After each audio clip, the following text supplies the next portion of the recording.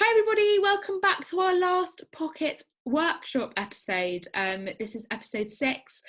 We have loved filming the past 5 for the past few weeks, but this is our last session, and we're going to be talking about something a little bit different today. We've spoken about very specifically the Jewish community, the Muslim community, the discrimination that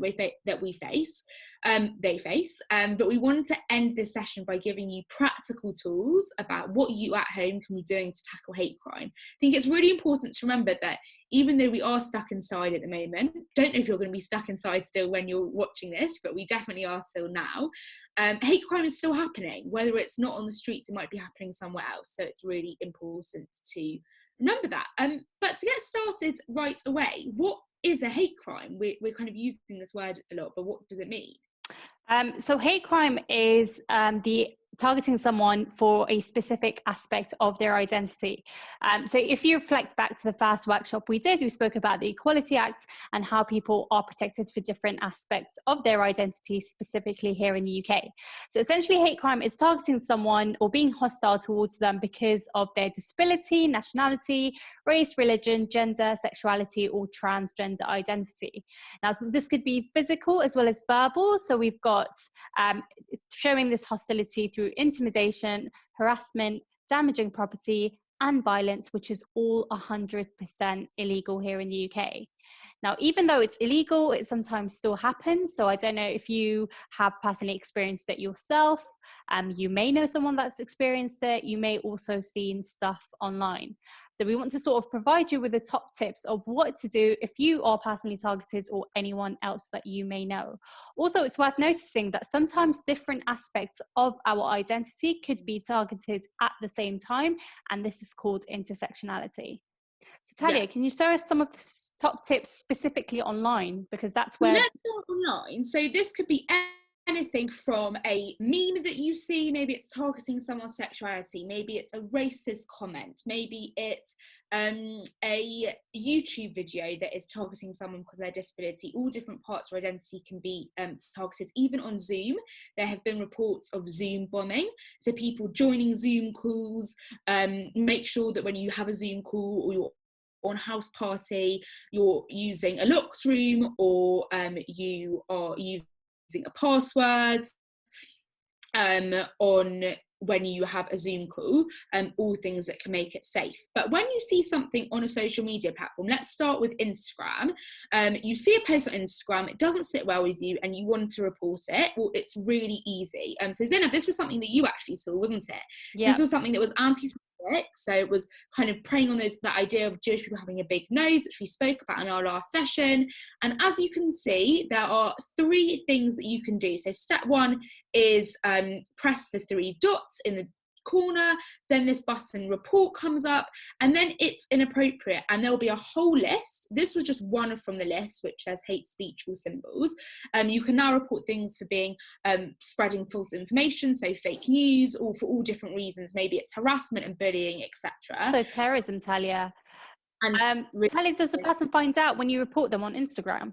No, this is completely anonymous, and you will get a notification saying whether your post has been taken down because it breaches community guidelines.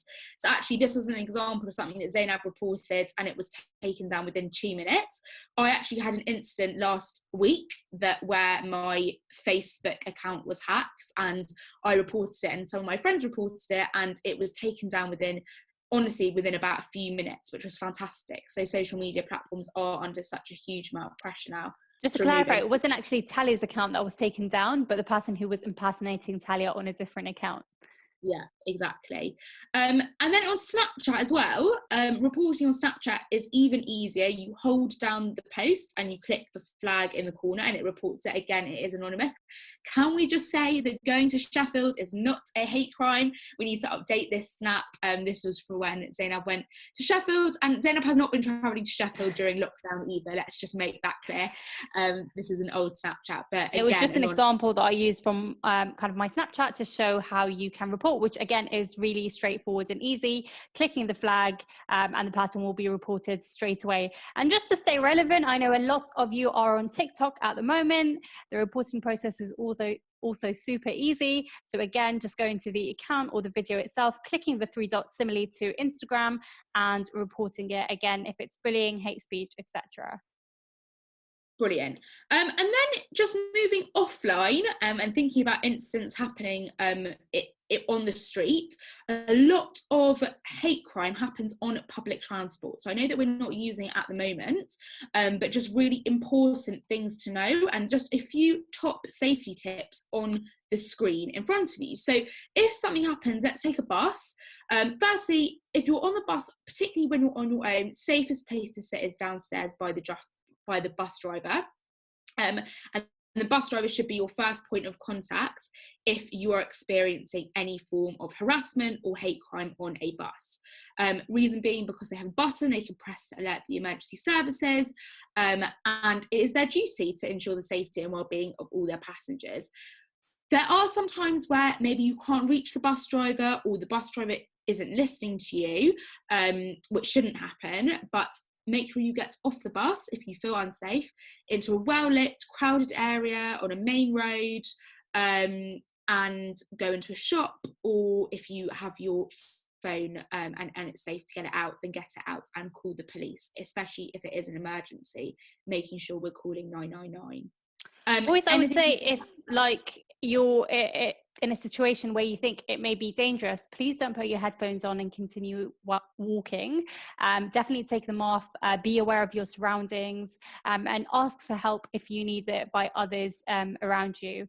And if the bus driver, as Talia said, doesn't do anything, you can contact other organizations who specifically help you. But if it's a dangerous situation, definitely call the police.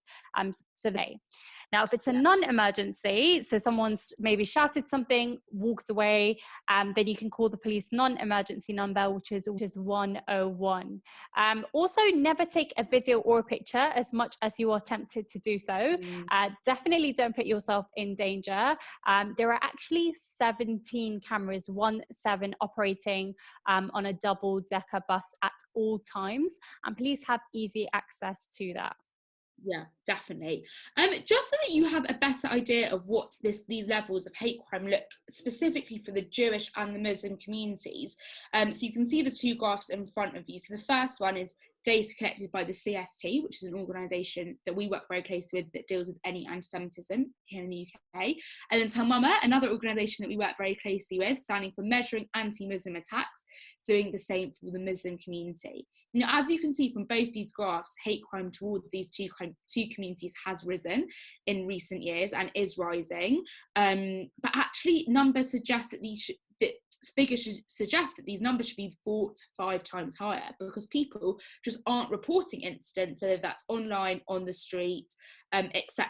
And also really important to note that not just towards these two communities, hate crime unfortunately is rising to all different minority communities.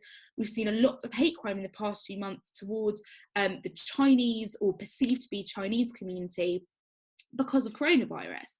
So it's really important to be aware that the hate crime is rising. And actually there's so much power in your hands, whether that is reporting on Instagram a post that you see, or calling up an external organisation and telling them about an incident that you have. It can really go a long way to making sure that we have the real numbers, not kind of the ones which are less, and helping these organisations work closely with the government to make sure these issues can be tackled. Absolutely. So some of these organizations that you can report to, there are a number of specific organizations that help specific communities. So I'll start with the CST. You can report any anti-Semitic attacks to them. There's also Tell Mama, any attacks against the Muslim community. You've got Gallup, anything against the gay, lesbian, bisexual and trans community.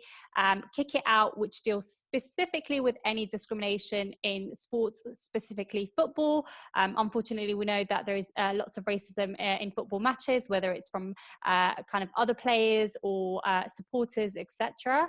And then just generally, if you're unsure or if it's something not related to these groups, then you can report it to True Vision. And then just remember, in an emergency, the first point of contact should be the police. So do please call them directly. All these organisations have free numbers that you can call, and you can look on their websites to find them, but also you can WhatsApp them anonymously, and you can log instance online, especially 101 as well. You can log instance online. So now when we can't leave the house, maybe you're seeing something online, you can send a screenshot and send it to any of these organisations. But that's enough from Zaynab and I. Thank you so much for tuning in for all 6 episodes. We really hope that you have enjoyed them, and we really hope to see you in school sometime soon. So thanks for watching. Thank you. Bye. Bye.